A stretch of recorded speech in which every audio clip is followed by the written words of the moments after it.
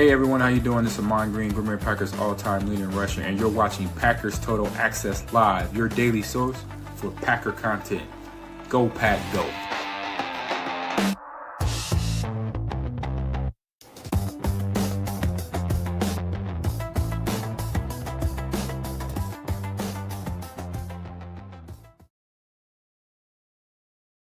What's up, guys? Welcome into Packers Total Access. My name is Clayton. You can check us out on packernet.com. Find me on Twitter at Packers_access. Just a quick little breaking news episode for you guys and gals. Didn't plan on going live tonight, obviously being Friday night. Wife and I celebrating 25-year anniversary, so kind of big deal there, obviously. Not being married 25 years, but we've been together 25 years. But nonetheless, I just want to jump in here and break this news. Dontayvion Wicks, you guys have probably already seen it. He was downgraded to out today. This is the second game in a row that he's missed with a concussion. The common theme across the National Football League this year has been when a player has a concussion, they typically miss 2 games. I don't know if there's been one time this year, and you guys correct me if I'm wrong in the chat if you know of one, where a player has actually came back the next week after getting a concussion in the previous game. It's like they always miss at least one game. And then in some cases, more times than not, they've missed 2 games in a row. So obviously the league is taking this very serious. And I will say this, the Guardian caps, I mean, have we had any issues with concussions from guys wearing Guardian caps on the Packers? That's an interesting topic there as well. But nonetheless, we'll dive into this and kind of get you guys all the details and what Wicks means. When you hear this, you think, uh-oh, or you think, no big deal. I'm kind of in the middle. I think it's a little bit bigger of a deal than people are kind of letting on about. And the reason being is Wicks is a heavy target guy. And I'll explain what I mean by that. Let's just dive into some of the numbers real quick. Well, first of all, Rob Demovsky tweeted it out, update, Dontayvion Wicks has been downgraded to out. And obviously that was with the previous report there, with there being 6 Green Bay Packers listed as questionable. So again, it's just one of those situations where unfortunately the Packers catch another bad break with the injury bug, right? And before their most important game of the season here, going into Chicago tomorrow night to play the Bears in the wild card round. Let's talk about the wide receiver room and what this means. So PFF grade wise, here is your receiving room for the Green Bay Packers. Christian Watson, 86.7 elite grade. Unbelievable year for Christian Watson. Jayden Reed, 71.7, just a steady machine there for the Green Bay Packers. Romeo Doubs, arguably the best hands on the team, 71.0. Then you got Dontayvion Wicks with a 70.2. I don't think enough people have recognized and realized how important Dontayvion Wicks has been to the Green Bay Packers this year. I know he's had a drop or 2 here or there, but the hands have been dramatically better this year compared to last year. Obviously grading out as the 4th best wide receiver at that 70.2. Next, you've got Matthew Golden, 66.1. Bo Melton, 62.6. Savion Williams, 60.2. Obviously, Bo Melton and Savion Williams on IR, so they're not good to go. And you got Jakobie Keeney-James, who will probably be active, I would imagine. That would give them, 1, 2, 3, 4. That would give them 5 active receivers if Jakobie Keeney-James is out there. Again, he had a 55.2. Let's talk about the target share now, okay? And I love what Coach Lynn says here. Golden has no choice to step up. Now, I think he will be ready. I agree. I think he's been ready, Coach. I really do. It's just one of those situations where they got that heavy rotation and the ball hasn't really made its way to Matthew Golden as much as I think most of us would like to see it go to a first-round pick. However, I don't want him forcing the ball to Christian Watson. You know, if the scheme, if the play design, if the route combination, if the specific passing concept, whether it's pick a side or true progression, high-low read, whatever it may be, if it determines the ball does not need to go to Matthew Golden on that play, I'm good with it. Now, what I'd like to see is them put him in a position where he's typically the number 1 read against a specific defense that we're going to be playing this week. I'd like to see a little more of that. But you're probably getting Christian Watson and Jayden Reed in those situations the most. And I don't disagree with that. Like, if you were to say you got 1 play to make, game on the line, you got to throw it to 1 receiver here who's going to make whether it's a contested catch or whatever it is, one catch that you need made, who are you picking? Christian Watson, Jayden Reed, Romeo Doubs, Dontayvion Wicks, Matthew Golden. Who would you take here? I think most people would say Christian Watson with the way he's playing this year, and I think I agree with that. That would be my answer this year. However, Jayden Reed is one that I really, really trust. But if someone's argument is Romeo Doubs, I get that too. I don't think anyone would pick Dontayvion Wicks over those other three, but we cannot, I don't know, we just can't minimize the impact that Dontayvion Wicks has had this year. Let's talk about snap counts, okay? So when you sort by snap counts, according to PFF's data, and I'm sure it's correct here, here is your snap leaders at the wide receiver position. Romeo Doubs, 779 snaps is what he's had this year. Second, Matthew Golden at 453. And again, we talked about this earlier in the year. Actually, it was just a couple nights ago we talked about this, where people were trying to paint this narrative that Matthew Golden's been underutilized. And then someone said, well, no, it's not about the snaps. It's about the targets. Okay, he got targeted 3 times in the last game, had 1 catch for 8 yards. Are you saying we should keep going to that, or should you try to throw to the open guy, go somewhere else? It's a tough situation. But nonetheless, 453 snaps for Matthew Golden, second most on the team. Christian Watson, obviously, this is a little bit fuzzy, and see the super chat there, Hardy. Thank you, buddy. We'll hit that in just a second. This is a little fuzzy because Christian Watson was out for a good chunk of the year, right? But nonetheless, 416 snaps for him. Then you've got Dontayvion Wicks at 409. So the reality is he's got the 4th most snaps of any receiver on the team. Jayden Reed's been injured as well. I think we would agree that Jayden Reed would get more snaps than Dontayvion Wicks if Reed had been as healthy as Wicks all year long. But nonetheless, man, 400 snaps is a lot of snaps for him. Bo Melton, 96. Savion Williams, 91. And then, of course, Jakobie Keeney-James with that last game. I think he had 48 snaps in that game alone. Let's talk about targets. Now, let's go to target share. Romeo Doubs has been targeted the most at 85 targets. Christian Watson's second most, even though he's missed all that time, right, at 55 targets. Then Dontayvion Wicks with 46.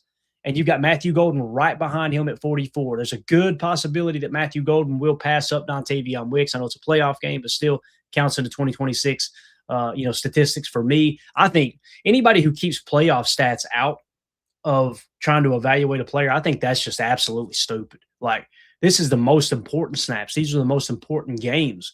And we're just going to go, oh, well, that actually happened in the playoffs. It's more about regular season stats. Get away from me with that crap. So I think Matthew Golden may get 3 snaps, and he would pass up, 3 targets, and he would pass up Wicks on the year in that regard. Jayden Reed with 22. Then you had Savion at 10, Malik Heath at 7, and Jakobie Keeney-James at 2 targets there as well. Now, let's talk about yardage. Who has produced? Romeo Doubs, 724 receiving yards on the season. Second is Christian Watson at 611. Third is actually Matthew Golden with 361. And then Dontayvion Wicks with 332. Jayden Reed at 207. Then Malik Heath, 86. Savion Williams, 78. Jakobie Keeney-James with 15 receiving yards there on the year. So, again, when you look at that and you look at the share of targets, Romeo Doubs has 30 more targets than Christian Watson and only 113 more receiving yards, right?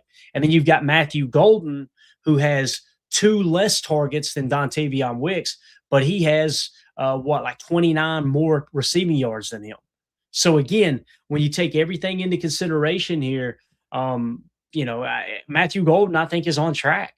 He really is. I mean, you're talking about 29 catches on 44 targets, pretty solid numbers there, right? The person that the ball has kind of been forced to the most is really Romeo Doubs. So, again, we're going to miss Dontayvion Wicks. It's not a huge year, but 332 yards receiving. Again, 46 targets, 3 catches. Pretty solid year there for him when he was healthy, in my opinion, in terms of, the catch-to-target ratio. Now, let's talk receiving touchdowns. Christian Watson, number 1 with 6. Romeo Doubs with 6. And then you've got Dontayvion Wicks with 2, Jayden Reed with 2, Savion Williams with 1, and then, of course, Matthew Golden still doesn't have his first receiving touchdown yet. So Dontayvion Wicks is 3rd amongst all receivers on the Packers roster in touchdown catches this year. Christian Watson and Romeo Doubs tied there with 6 apiece.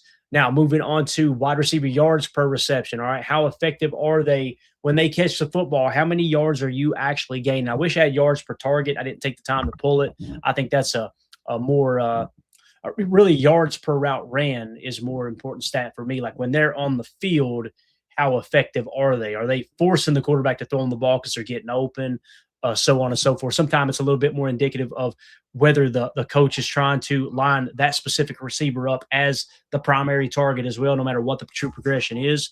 But yards per reception, Christian Watson 17.5, Malik Heath 14.3, still up there toward the top, obviously no longer on the team. Romeo Doubs 13.2. You know, we talk about Romeo kind of playing in the phone booth, right? Playing that boundary X position and kind of winning on slants, winning on digs, hitches, comebacks, curls, right? Possession type routes. He's actually third on the team with 13.2 yards per reception. Next, you've got Matthew Golden with 12.4. Then you have Dontayvion Wicks at 11.1, Jayden Reed at 10.9. Obviously, Jayden Reed playing predominantly the F receiving spot, so he's going to be that slot receiver. We haven't seen a lot of climb routes this year. Y'all notice that? It was real heavy last year.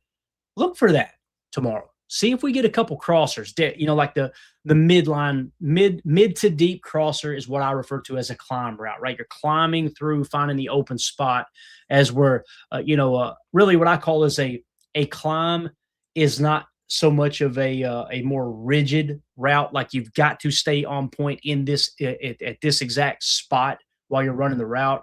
A crosser is more of that, right?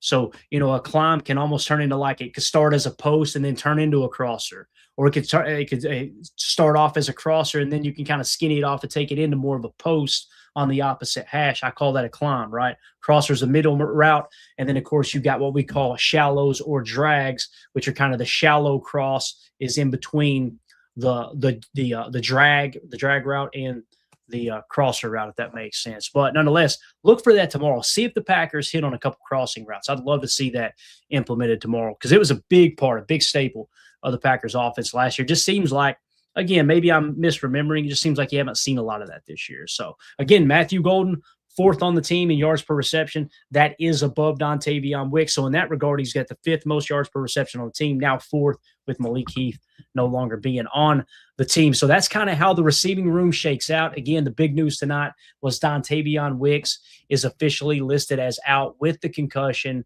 How bad are we going to miss him, right? How is that going to affect this team? It's going to be a huge factor, I believe. Especially if you have a receiver go down, Lord forbid, Romeo Doubs gets hurt, right? Or let's say, Christian Watson goes out of the game for a quarter or something while they evaluate him for something, right? If that happens, now instead of having Dontayvion Wicks coming in at 11 personnel, one running back, one tight end, equaling 3 wide receiver sets, what you're going to have on the team is Jayden. Let's say that Christian Watson is the one who goes down, right? Then you would have Jayden Reed, Romeo Doubs, and Matthew Golden on the field.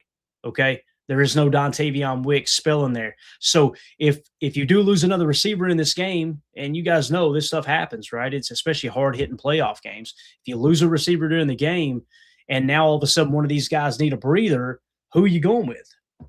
Boys, it's going to be Bo Melton again. I have a feeling they would rather have Bo Melton out there than Jakobie Keeney-James. That's just my personal opinion. Maybe I'm wrong. Or do they press into 12 personnel and let Luke Musgrave run one of those routes? I'd be okay with that. But the point is, without Dontayvion Wicks, you're one injury away from being really thin at the wide receiver position if you want to attack in 11 personnel. If you're attacking in 12, whole different ballgame, right? So, again, that's just something to kind of keep in mind there. Yeah, you're right. Packer Doug just pointed out, Bo's out. Man, life comes at you fast, don't it? I literally just got through saying that, didn't I? He's on IR. So it's going to have to be Jakobie Keeney-James, right? I mean, who else would it be? Maybe Musgrave. You guys see what I'm saying? It's like, man, this Dontayvion Wicks injury and him being out in this game, it could play a huge factor in what Matt LaFleur can call on down the stretch there, you know? And I love what Mike says here, run the damn ball. Amen, right? They've got a bad run defense. You got to stick with the run, though. I'd like to see some more outside stretch plays. I feel like we can do that, and we need to get back to that a little bit.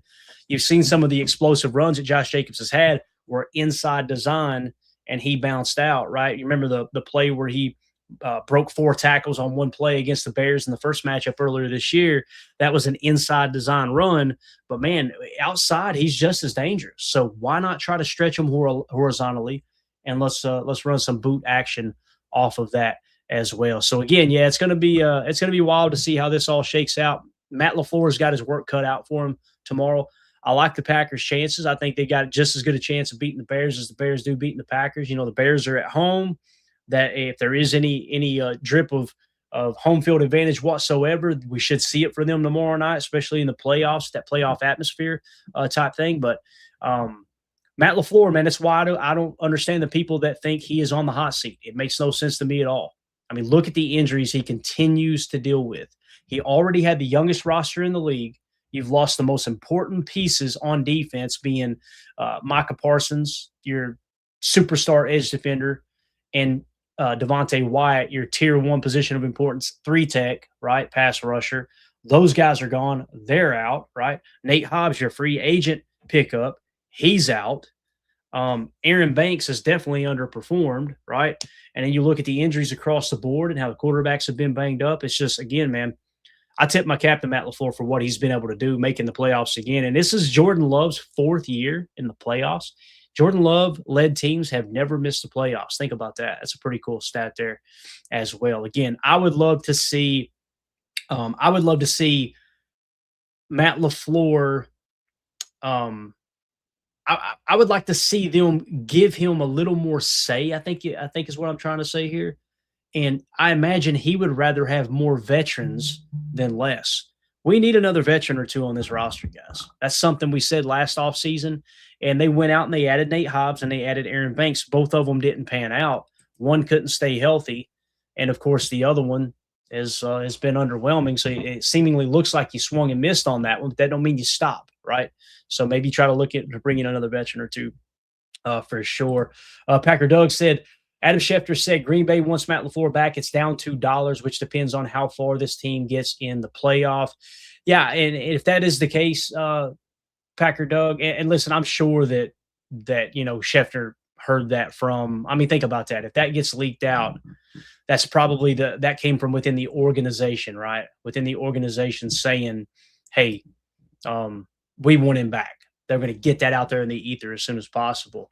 I'm of the opinion if that's your head coach, money shouldn't matter. I'm not saying he won't try to break the bank completely, and you shouldn't go out there and throw stupid money at him. But if you think he's the right guy for the job, you need to pay that man the market value. That's just the way that goes, a head coach. And if you want to skimp on the head, how much you pay for a head coach and this and that, you get what you deserve. That's kind of how I feel there. So we the people appreciate you, buddy. Says 96 watching, 15 likes. Do the thing, people. Yeah, we greatly appreciate it if y'all take a quick second and hit that like button for us. If you don't mind, we greatly, greatly, greatly appreciate that. Let's see, one last comment here and we'll get out. 2-0 for this says McDaniel has a fundamental understanding of Matt's offense. Steno isn't inspiring to me. I don't know how much Steno does, to be honest with you. 2-0 for this. Earlier in the year, it was like, people, I know the media started, the local Green Bay media started asking Matt kind of like, hey, have you thought about getting Steno back in with the offensive line, kind of hinting at it. And he's like, he works with those guys all the time. So I'm of the opinion of what does Butkus do? If Steno is truly working with the offensive line like they're saying he is, and the offensive line's taking a step back, your offensive line coach, what the hell is he doing? So I would love, and I talked about this earlier today, we'll wrap up with this. I would love personally to see them hire Mike McDaniel as the offensive coordinator for Green Bay. He can get that running game back on track and let Steno work primarily with the offensive line. I don't care about the titles. If you want to go co-offensive coordinator, make Mike McDaniel the assistant head coach, whatever you got to do to get around the rules to make it happen. That's what I would like to see personally. If not do that, then what I would suggest is maybe demote Stenovich to offensive line coach. This is just me personally. I would demote him to offensive line coach. I would let Coach Butkus go, and then I would go grab one of the great young offensive minds to bring into the building to help you continue to evolve this offense a little bit. That would kind of be my approach there as well. But, yeah, I definitely do not want to see McDaniel being I don't want to see McDaniel being up there with the Detroit Lions, though. That just depresses the heck out of me. So with that being said, we're going to wrap up there, guys. I'm going to get back to the anniversary festivities here. Appreciate everybody jumping in on short. No, we had a super chat. I'm so sorry, Hardy. God, I said I was going to hit it. My bad. Hardy the Prophet with the super. Thank you, buddy. Golden was the man for Texas in the bowl game. Great point, Hardy. Great point. And the SEC championship, right? Like if you'll remember in the SEC championship, he was like one of the few bright spots for Texas. He really came alive there. And we talked about that in the draft coverage leading up. It's one of the reasons why when you looked at these receivers on the draft board, again, we had Tet McMillan, who, by the way, Great rookie year. He was number 1. We had Luther Burden 2. We had Matthew Golden. We had Tet McMillan 1, Emeka Egbuka 2, Luther Burden 3, Matthew Golden 4, right? And the thing that we put in the scouting report, you can check out on our Patreon page, patreon.com/Packer Fan Total Access. You can go back and look at all those draft, those prospect reports, really cool. But what we found with him was he was an ascending player, and he played his best ball in the biggest games, and that's absolutely huge. So that's a great point there, Hardy. And then Nick McSwain, been a member here on YouTube for 13 months. Bears are 2-6 when they have less than 2 takeaways. There you go. Protect the freaking football. How do you protect the football? You control the line of scrimmage. You control the clock by running the ball, establishing the run, and getting the ball out of Jordan Love's hands quick into the open receiver. Don't necessarily have to have all the big shot plays, right? We love them when they hit them. But, man, take what they give you. This is a bad defense outside of the takeaways. Go out there and take care of business. And I think the Packers have a really good shot at winning this ball game. But, again, just another thing that Matt LaFleur's got to battle through, right, with this Dontayvion Wicks being out for this game. So that's it, guys. Let us know in the comments what you think about this matchup. We'll be back tomorrow. We may do an early stream, but we'll definitely be back for a pregame show, the PTA pregame show, 1.5 hours before kickoff. We'll take you right up to kickoff, get you set for Packers, Bears, wild card round. And then, of course, tomorrow night, immediately following the game, we'll be bringing you the PTA postgame show, going through the box score, giving you the press conference at the end. Hopefully, we're celebrating a win. Nonetheless, win, lose, or draw, we'll be in here talking Packers in the postgame show as well. So make sure you hit like, hit subscribe, click the bell icon so you're notified when we go live for the pregame and postgame show. And we will see y'all tomorrow. My name's Clayton. This is PTA. Go Pack, go. Here we go. Bye, guys.